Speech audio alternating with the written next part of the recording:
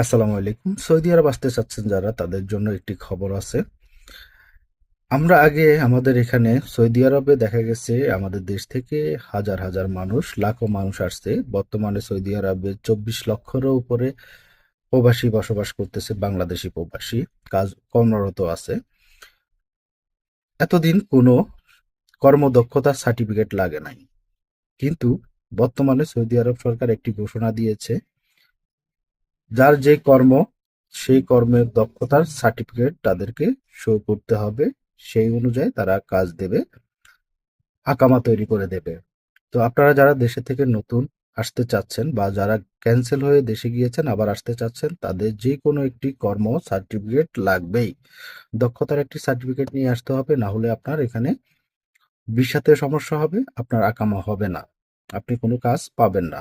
এটি একটি ভালো উদ্যোগ যে বাংলাদেশের সাধারণ কর্মীদের এখন সৌদি আরব দক্ষতা অনুযায়ী কাজ দেওয়ার চেষ্টা করতেছে। আশা করি আপনারা সবাই ন্যূনতম কর্মের সার্টিফিকেট নিয়ে আসতে হবে, দক্ষতা সার্টিফিকেট নিয়ে আসতে হবে। আশা করি যারা আসতেছেন আপনাদের নিকটবর্ত যেসব এজেন্সি আছে ওগুলোর সাথে ভালোভাবে কথা বলে তারপরে যায় সৌদি আরব আসার চেষ্টা করবে।